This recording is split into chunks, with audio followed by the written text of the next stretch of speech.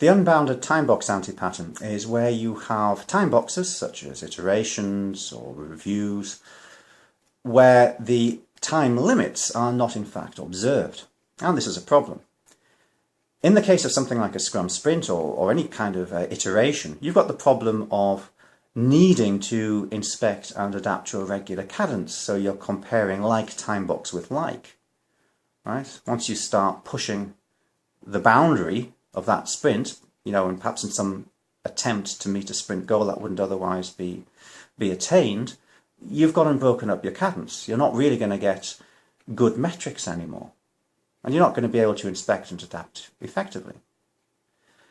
The other problem with the unbounded timebox anti-pattern is it's subject to the law of diminishing returns.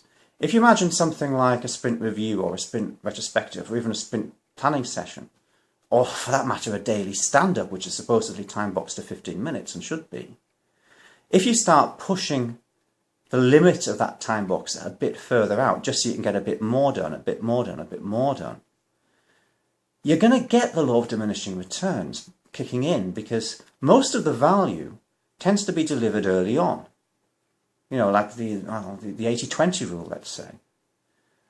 And so if you cut things off, if you cut the time box off at its predetermined and prearranged point, not only are you preserving that cadence, that ability to compare like time box with like, that ability to inspect and adapt competently, not only are you compromising that, you're chasing a diminishing return.